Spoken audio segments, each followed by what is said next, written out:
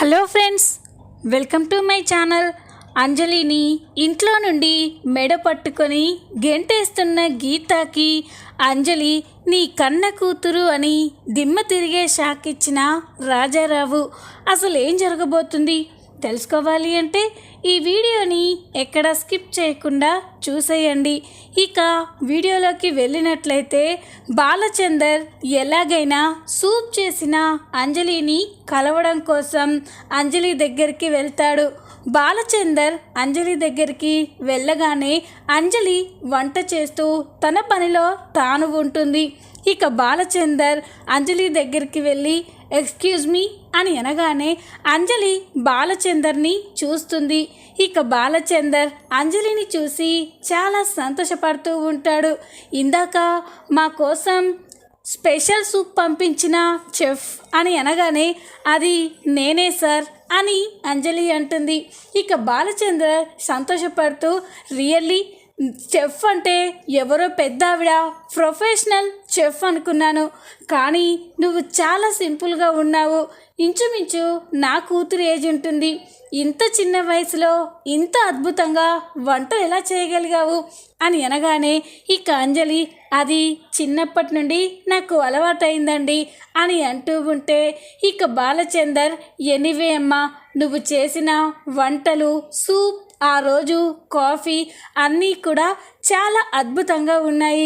నా జీవితంలో ఇలాంటి టేస్ట్ ఎప్పుడూ చూడలేదు అని బాలచందర్ అంజలిని పొగుడుతూ ఉంటే అంజలి అయితే చాలా సంతోషపడుతూ thank you sir, thank you so much అని అంటుంది. ఇక బాలచందర్ నా తరపు నుండే కాదమ్మా, నా వైఫ్ గీతాంజలి తరపు నుండి కూడా నీకు చాలా థ్యాంక్ యూ అని చెప్పగానే ఇక అంజలి థ్యాంక్ యూ సార్ అని చెప్తూ ఉంటుంది. బాలచందర్ అంజలితో మాట్లాడుతూ ఉంటే అప్పుడే అక్కడికి మనీష్ వస్తాడు. బాలచందర్ అంజలితో మాట్లాడుతూ ఉండడం చూసి ఒక్కసారిగా షాక్ అయిపోతాడు. పరిగెత్తుకుంటూ అక్కడికి వెళ్తూ ఉంటే బాలచందర్ అంజలితో మాట్లాడి తిరిగి వెళ్ళిపోతాడు. ఇక మనీష్ అయితే అంజలి దగ్గరికి వెళ్ళి అంజలి, మామయ్య ఏమన్నాడు? నిన్ను చూశాడు కదా, కోప్పడ్డా? ఇప్పుడు అత్తయ్యతో చెప్పడానికి వెళ్ళాడా? చెప్పంజలి అని టెన్షన్ పడుతూ ఉంటే ఏంటండి మీరు ఎందుకు ఇంతలా టెన్షన్ పడుతున్నారు అని అంటూ ఉంటే ఎందుకని అంత సింపుల్గా అంటావేంటంజలి? నువ్వు ఇక్కడున్నావని తెలిస్తే పెద్ద గొడవ అవుతుంది కదా అని అనగానే చూడండి, మీరు టెన్షన్లో ఏవేవో మాట్లాడుతున్నారు. నేను ఎలా ఉంటానో గీతాంజలి మేడం గారికి తెలుసు, కానీ పాపం ఈసారికి తెలియదు కదా, మరి నన్ను ఎలా గుర్తుపడతాడు అని చెప్పగానే మనీష్ ఒక్కసారిగా సంతోషపడతాడు. అవును కదా, ఈ లాజిక్ని నేనెలా మర్చిపోయాను అని మనీష్ అంటూ ఉంటే ఈ టెన్షన్లో మీరు ఏం మాట్లాడుతున్నారో మీకే అర్థం కావట్లేదు.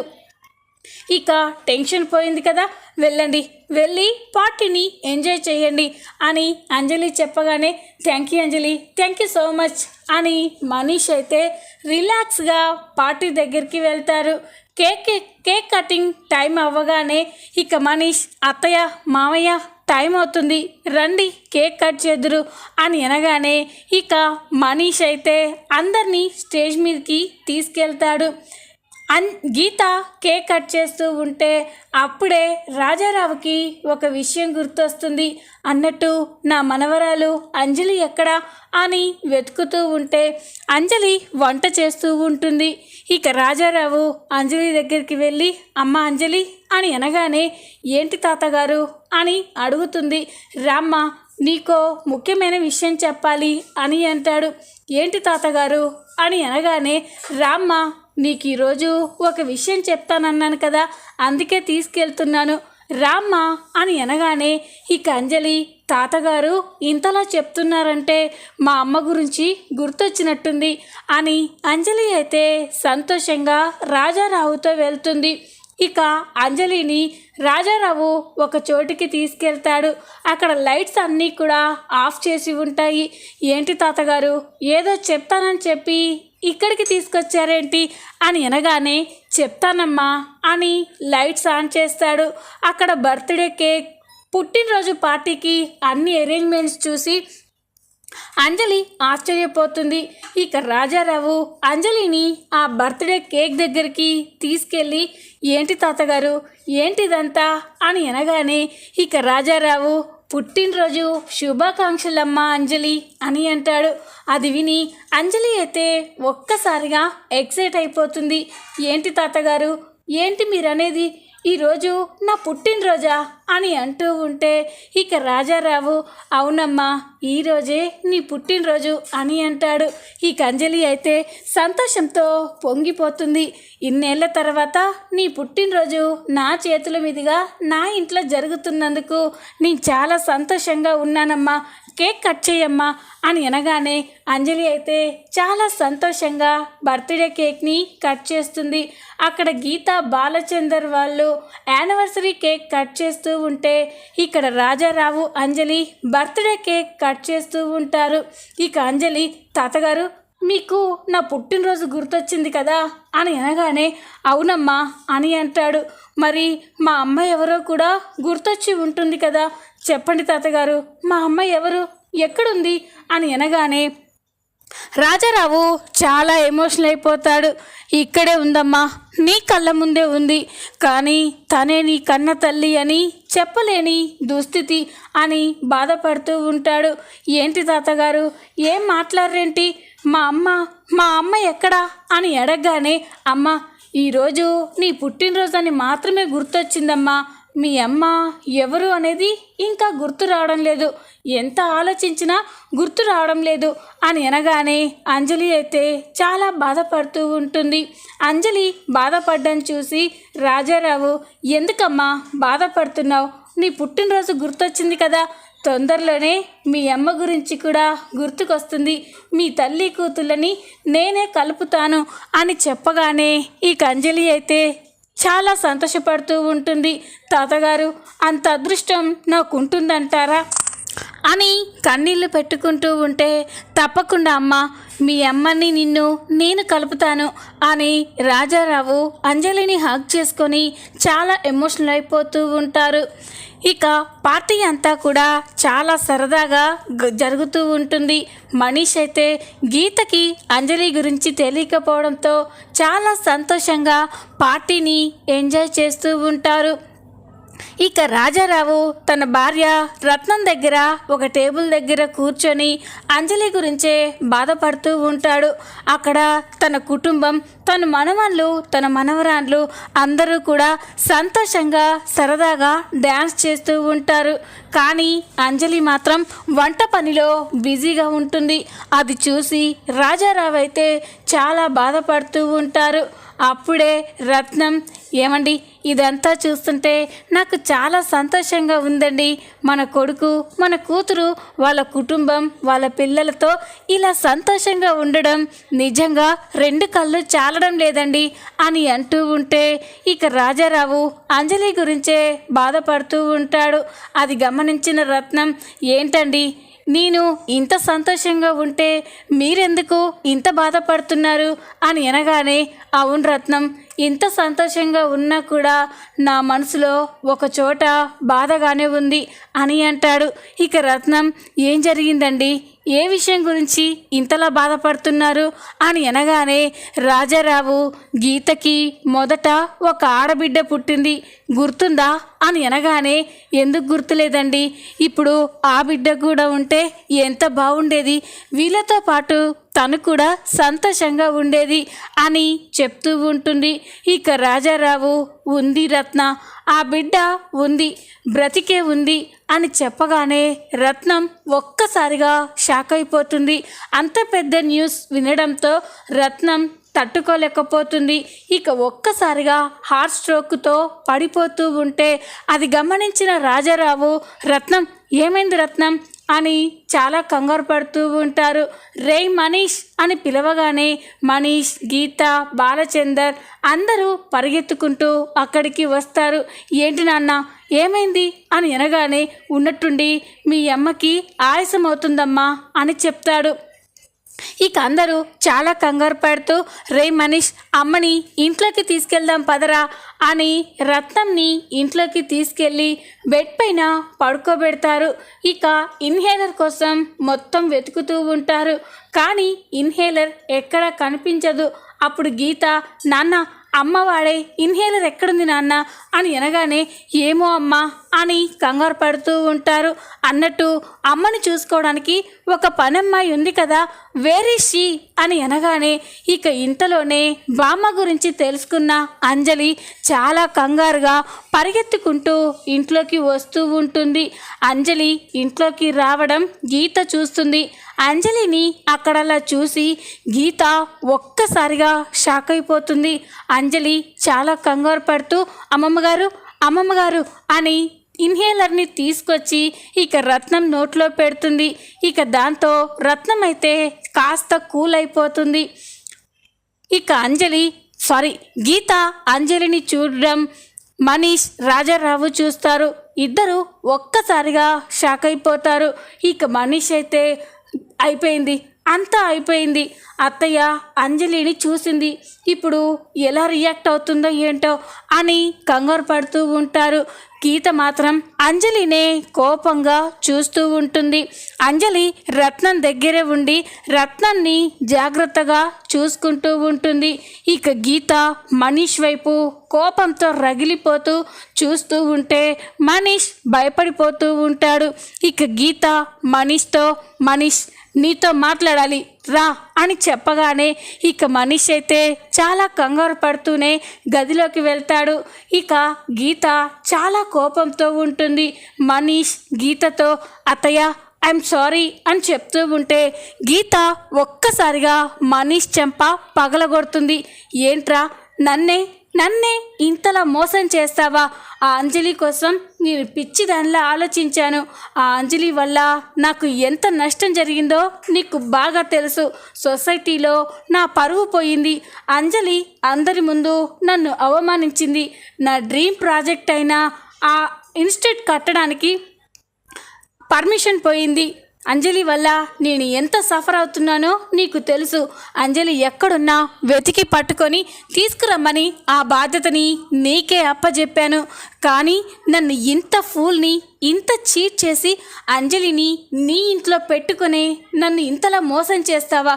ఎందుకురా ఇదంతా చేస్తున్నావు అని ఇక గీత అయితే మనీష్ గల్లా పట్టుకొని నిలదీస్తూ ఉంటుంది.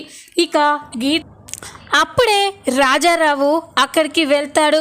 ఇందులో మనీష్ తప్పేం లేదు గీత అని చెప్పగానే గీత షాక్ అయిపోతుంది. ఇక తన తండ్రినే చూస్తూ ఏంటి నాన్న ఈ మనీష్ ఏం చేశాడో మీకు తెలుసా? మన ఇంట్లో ఉన్న ఆ అంజలి వల్ల నాకు ఎంత ఇబ్బంది కలిగిందో తెలుసా? అవన్నీ తెలిసి కూడా మనీష్ అంజలి మన ఇంట్లోనే ఉందన్న విషయం నా దగ్గర దాచిపెట్టి నన్ను మోసం చేశాను నాన్న. వీణ్ణేం చేయాలి? వీడు నా గౌరవాన్ని నిలబెడతాడనుకున్నాను. ఈ అత్తయ్యకి కుడి భుజంలో ఉంటాడు అనుకున్నాను. కానీ నా వెనుకే ఉండి నన్నే ఇంతలా వెన్నుపోటు పొడుస్తాడని, నన్ను ఇంతలా మోసం చేస్తాడని నేను అస్సలు ఊహించలేదు నాన్న అని మనీష్ గురించి మాట్లాడుతూ ఉంటే ఇక రాజారావు ఇందులో మనీష్ తప్పేమీ లేదమ్మా, నేను చెప్పడం వల్లే వాడు అంజలి గురించి నీతో చెప్పలేదు అని అంటాడు. అది విని గీత ఒక్కసారిగా షాక్ అయిపోతుంది. ఇక గీత అయితే అన్ని విషయాలు గుర్తు చేసుకుంటూ ఉంటుంది. ఆ రోజు ఇంటికి వచ్చినప్పుడు అంజలి కాఫీ పెడితే మనీష్ తీసుకురావడం, రాజారావు కంగారు పడ్డం, ఇందాక పార్టీలో కూడా అంజలి గీతకి ఎదురుపడకుండా వాళ్ళిద్దరూ టెన్షన్ పడ్డం, కంగారు పడ్డం, అదంతా కూడా గీతకి గుర్తుకొస్తుంది. ఇక గీత రాజారావుతో అర్థమైంది నాన్న, నాకు బాగా అర్థమైంది. మీ తాత మనవళ్ళు ఇద్దరూ కలిసి నన్ను ఫూల్ని చేశారు, నన్ను ఒక పిచ్చిదాన్ని చేశారు అని అంటూ ఉంటే అది కాదమ్మా అని రాజారావు అంటాడు. ఏం కాదు నాన్న, అసలు మీ కూతురు ఆ అంజలి వల్ల ఎంత బాధపడిందో తెలుసా? మీ కూతురు తన వల్ల ఇంతలా బాధపడుతున్నా కూడా మీరు నా గురించి కాకుండా ఆ అంజలి గురించే ఆలోచించారు. లేదు, ఇక నేను ఎవ్వరి మాట వినేదే లేదు. అంజలిని ఇప్పుడే ఈడ్చుకుని వెళ్ళి మీడియా ముందు నిలబెడతాను. ఇందులో నా తప్పేమీ లేదని అంజలి చేత మీడియా ముందు నా కాళ్ళు పట్టుకొని క్షమాపణ చెప్పిస్తాను. అప్పుడే కానీ ఈ గీతాంజలి ఇమేజ్ మళ్ళీ తిరిగి పెరుగుతుంది అని గీత అంటూ ఉంటే ఇక రాజారావు, లేదమ్మా, నువ్వు అలా చేయడం చాలా తప్పు. అంజలిని అందులో అవమానించడం చాలా తప్పమ్మా, మంచిది కాదు. అంజలి చాలా మంచి అమ్మాయి అమ్మా అని అంటూ ఉంటే అప్పుడే మనీష్ కూడా, అవునత్తయ్య, తాతయ్య చెప్పింది నిజం. అంజలి చాలా మంచి అమ్మాయి. ఆ రోజు వాళ్ళ ఆశ్రమంకి ఎక్కడ నీడ లేకుండా పోతుందేమోనని వాళ్ళ గురించి ఆలోచించి మీతో ఫైట్ చేసిందే కానీ అంజలి చాలా మంచి అమ్మాయి అత్తయ్య అని అనగానే, చాలరా, ఇంకా నేను ఎవ్వరి మాట వినను. మీరు నన్ను ఇంతలా మోసం చేశారు. అలాంటి మీ మాట నేనెందుకు వింటాను? ఈ గీతాంజలి ఏదైనా నిర్ణయం తీసుకుంది అంటే అది ఎలాగైనా సాధించి తీరుతుంది. ఇప్పుడే అంజలిని ఈడ్చుకొని వెళ్తాను అని గీత వెళ్తూ ఉంటే ఇక అప్పుడే రాజారావు, అంజలికి అవమానం జరిగితే అది నీకు జరిగినట్టే గీత అని అంటాడు. ఆ మాట విని గీత ఒక్కసారిగా ఆగిపోతుంది. ఇక రాజారావు దగ్గరికి వచ్చి, ఏంటి నాన్న, ఏం మాట్లాడుతున్నారు మీరు? ఆ అంజలికి అవమానం జరిగితే నాకు అవమానం జరిగినట్టు ఎలా అవుతుంది? ఆ అంజలి ఒక అనాథ, దిక్కు మొక్కు లేకుండా, తల్లి తండ్రి ఎవరో తెలియకుండా అనాథాశ్రమంలో పెరిగింది. అలాంటి దానికి అవమానం జరిగితే నాకేంటి ప్రాబ్లం అని అనగానే, గీత, అంజలి దిక్కు మొక్కు లేని అనాథ కాదు, తల్లి తండ్రి లేని అనామకురాలు అసలే కాదు. గీతకి అందరూ ఉన్నారు అని అనగానే ఇక మనీష్, గీత ఒక్కసారిగా షాక్ అయిపోతారు. ఇక మనీష్, ఏంటి తాతయ్య, ఏమంటున్నావు నువ్వు? అంజలి ఒక అనాథ, ఇన్ని రోజులు అనాథాశ్రమంలోనే కదా పెరిగింది. మరి తనకందరూ ఉన్నారని నువ్వంత ఖచ్చితంగా ఎలా చెప్తున్నావు? అసలు అంజలి వాళ్ళెవరు? అందరూ ఉన్నా అంజలి అనాథగా ఎందుకు బ్రతుకుతుంది అని మనీష్ అడుగుతూ ఉంటాడు. ఇక గీత కూడా, చెప్పండి నాన్న, అంజలికి అందరూ ఉన్నారంటారు. అంజలికి అవమానం జరిగితే నాకు అవమానం జరిగినట్టే అంటున్నారు. అసలు ఏంటిదంతా? ఆ అంజలి ఎవరు అని గీత అడగగానే, అంజలి ఎవరో కాదమ్మా, నీ పేగు తెంచుకొని నీ రక్తం పంచుకొని పుట్టిన నీ మొదటి బిడ్డ అని చెప్పగానే గీత ఒక్కసారిగా షాక్ అయిపోతుంది. మనీష్ కూడా షాక్ అయిపోయి చూస్తూ ఉంటాడు. ఇక మనీష్, తాతయ్య, ఏం మాట్లాడుతున్నారు మీరు? అంజలి అత్తయ్య బిడ్డ ఏంటి అని అంటూ ఉంటే ఇక గీతకి ఏమీ అర్థం కాదు. నాన్న, ఏం మాట్లాడుతున్నారు మీరు? ఆ అంజలి నా కన్న కూతురేంటి? అసలు తనెవరో నేనెవరో మీరు అబద్ధం చెప్తున్నారు కదా అని అనగానే ఇక రాజారావు, లేదమ్మా, ఇదే పచ్చి నిజం. ఇన్ని రోజులు నా గుండెల్లో దాస్తున్న ఒక ఘోరమైన రహస్యం అని అనగానే ఇక మనీష్, గీత షాక్ అయిపోయి చూస్తూ ఉంటారు. ఇక రాజారావు గీతకి తన గతం గురించి చెప్తూ ఉంటాడు.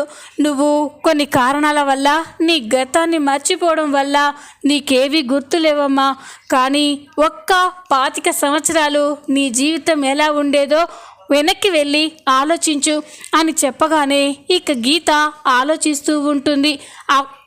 25 సంవత్సరాల క్రితం గీత ఒక అతన్ని ప్రేమించడం, అతని వల్ల గర్భవతి అవ్వడం, అదంతా కూడా గుర్తుకు వస్తుంది. ఏంటి నాన్న, ఆ రోజు హాస్పిటల్లో నా బేబీ చనిపోయిందని చెప్పారు కదా, అందుకే కదా నేను అన్నీ వదులుకొని ఆయనని పెళ్లి చేసుకున్నాను. మరి ఈ అంజలి నా బిడ్డ ఎలా అవుతుంది అని అనగానే ఇక రాజారావు, ఆ రోజు నీకు పుట్టిన బిడ్డ చనిపోలేదమ్మా, బ్రతికే ఉంది. ఆ బిడ్డే ఈ అంజలి అని చెప్పగానే గీత షాక్ అయిపోతుంది. ఇక మనీష్ కూడా స్టన్ అయిపోయి చూస్తూ ఉంటాడు. అంటే అత్తయ్య లైఫ్లో ఇంత ఘోరమైన నిజాలు ఉన్నాయా అని షాక్లో ఉండిపోతాడు. ఇక గీత, లేదు నాన్న, మీరు చెప్పేది అబద్ధం. ఆ రోజు డాక్టర్ కూడా చెప్పారు, మీరు అన్నయ్య కూడా చెప్పారు నా బిడ్డ చనిపోయింది అని అనగానే అదంతా పచ్చి అబద్ధమమ్మా. నీ జీవితం బాగుండాలి అని నేను ఎంత చెప్పినా వినకుండా మీ అన్నయ్య నీ పొత్తిళ్లలో ఉన్న అంజలిని తీసుకెళ్ళి ఒక అనాథాశ్రమంలో చేర్పించారు. ఇందరం ఉన్నా కూడా, ఇన్ని కోట్ల ఆస్తున్నా కూడా నీ బిడ్డ ఇన్నేళ్ళు 25 సంవత్సరాలు ఒక అనాథలా దిక్కు మొక్కు లేని దానిలా బ్రతికిందమ్మా అని చెప్పగానే గీత అయితే ఒక్కసారిగా ఎమోషనల్ అయిపోతుంది. అంజలిని గుర్తు చేసుకొని చాలా బాధపడుతూ ఏడుస్తూ ఉంటుంది. అక్కడే కుప్ప కూలిపోయి అంజలిని తను ఎంత అవమానించిందో, ఎంత బాధ పెట్టిందో అవన్నీ గుర్తు చేసుకొని అంజలి అయితే చాలా ఎమోషనల్ అయిపోతూ ఉంటుంది. నాన్న, నేను నమ్మలేకపోతున్నాను అంటే అంజలి నా కన్నబిడ్డ అని అనగానే ఇదే నిజమమ్మా. లక్షణంగా లక్ష్మీదేవిలో ఉన్న అంజలి నీ మొదటి బిడ్డ అని చెప్పగానే గీత షాక్ అయిపోయి చూస్తూ ఉంటుంది. చూద్దాం రాబోయే ఎపిసోడ్లో ఏం జరగబోతుందో. ఈ వీడియో మీకు నచ్చినట్లయితే లైక్ చేయండి, సబ్స్క్రైబ్ చేసుకోండి. Thanks for watching.